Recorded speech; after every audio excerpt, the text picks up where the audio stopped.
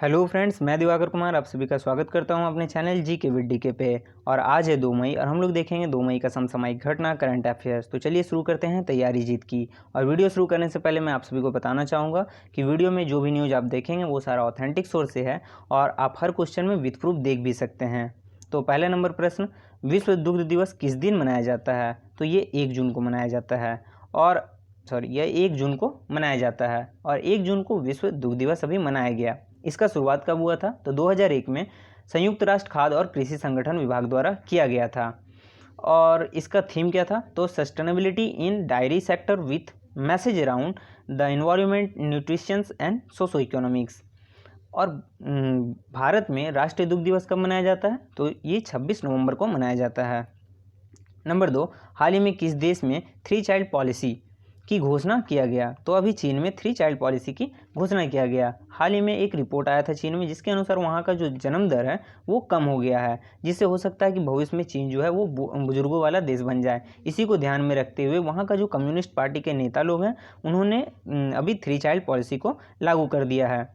और 1989 में वहाँ पर जनसंख्या को नियंत्रित करने के लिए चीन में 1 चाइल्ड पॉलिसी को लाया गया था, जिसे 2016 में बदल के 2 चाइल्ड पॉलिसी कर दिया गया और अब 2021 में इसे बदल के 3 चाइल्ड पॉलिसी कर दिया गया है। और वहाँ के अब जो चीन के दाम्पत्य हैं वो अपने जीवन काल में 3 बच्चे को जन्म दे सकते हैं। नंबर 3, हाल ही में किस राज्य द्वारा उड़ान योजना लॉन्च किया गया? तो अभी पंजाब द्वारा यह उड़ान योजना को लॉन्च किया गया है। और उड़ान योजना के तहत जो भी ज़रूरतमंद होंगे उन्हें फ्री सैनिटरी पैड दिया जाएगा। और अभी पंजाब में सामाजिक कल्याण, महिला बाल विकास मंत्री अरुणा चौधरी द्वारा इसे लॉन्च किया गया है।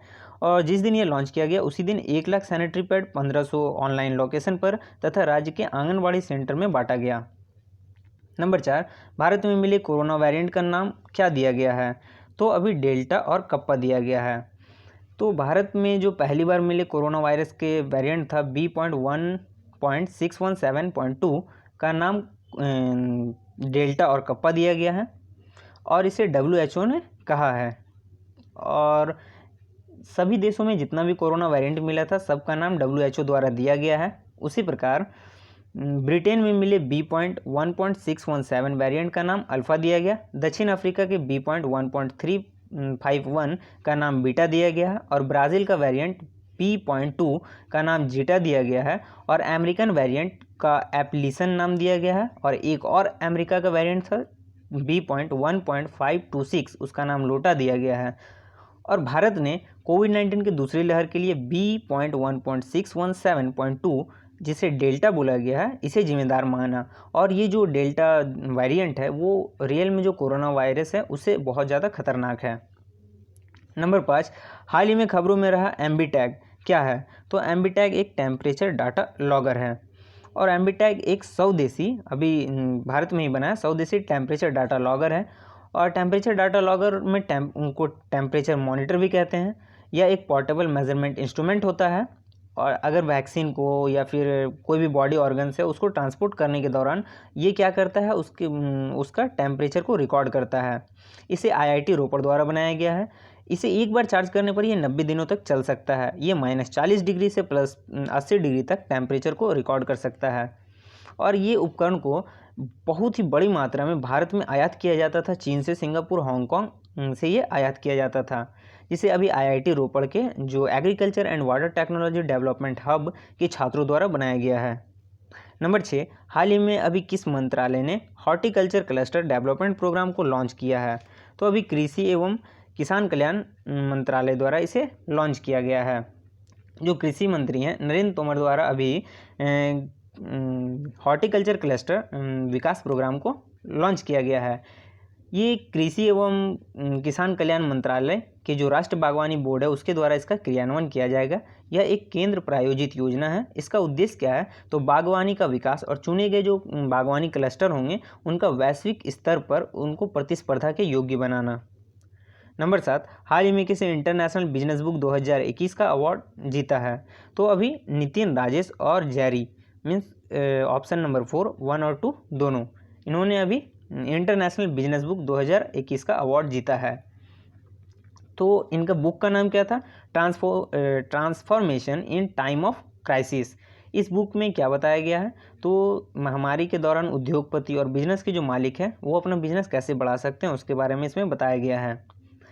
बिजनेस बुक का जो लेखक होते हैं उनके बीच ये बहुत प्रतिष्ठित अवार्ड है। नंबर 8, निम्न में से कौन सा space agency international space station में वाटर बेयर टार्डिग्रेड्स भेजेगा? तो अभी नासा भेजेगा। और नासा ने हाल ही में इंटरनेशनल स्पेस स्टेशन में 5000 टार्डिग्रेड्स, वाटर बियर और ग्रोइंग बेबी बॉबटेल स्क्विड्स को भेजने का फैसला लिया है। और नासा किसके थ्रू भेजेगा? तो स्पेस एक्स के फाल्कन 9 रॉकेट के थ्रू अंतरिक्ष में भेजेगा। इसे क्यों भेजा जा रहा है? यह एक प्रकार का एक्सपेरिमेंट है, क्योंकि टार्डिग्रेड्स हर कंडीशन में जीवित रह सकते हैं और यह 1 हफ्ता तक बिना भोजन पानी के रह सकता है, यहाँ तक कि ये उबलते हुए पानी में भी और जमे हुए बर्फ़ में भी यह जीवित रहता है। नंबर 9, भारतीय उद्योग परिसंघ CII ने हाल ही में किसे अपना नया अध्यक्ष चुना है? तो अभी TV नरेंद्रन को CII ने अपना नया अध्यक्ष चुना है। और CII का फुल फॉर्म क्या है? तो कन्फेडरेशन ऑफ इंडियन इंडस्ट्रीज़। अभी CII ने टाटा स्टील लिमिटेड के CEO तथा मैनेजिंग डायरेक्टर TV नरेंद्रन को अपना अध्यक्ष चुना है। वे कोटक महिंद्रा बैंक लिमिटेड के प्रबंधक निर्देशक CEO उदय कोटक का जगह लेंगे। TV नरेंद्रन कई वर्षों से क्षेत्र तथा राष्ट्रीय स्तर पर CII से जुड़े हुए थे और अभी वे CII झारखंड के अध्यक्ष भी हैं। संजीव बजाज को CII का नॉमिनी प्रेसिडेंट बनाया गया है और पवन मंजुल को उपाध्यक्ष बनाया गया है।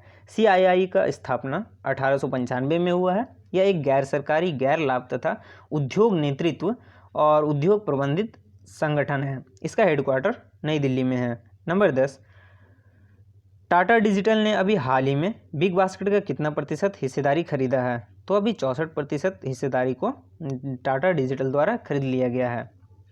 और बिग बास्केट एक ऑनलाइन ग्रोसर कंपनी है और ये जो खरीदारी हुआ है ये ई-कॉमर्स में अब तक का सबसे बड़ी हिस्सेदारी खरीदने का डील है। प्राइमरी कैपिटल के तौर पर टाटा डिजिटल ने 20 करोड़ रुपया अभी डॉलर इन्वेस्ट करेगा और कुल निवेश जो टाटा डिजिटल करेगा वो 2 अरब डॉलर है। अप्रैल में इस डील का मंजूरी CCI means competition commission of India ने दे दिया था और भारत में बिग बास्केट अभी 25 शहरों में अपना कारोबार कर रहा है।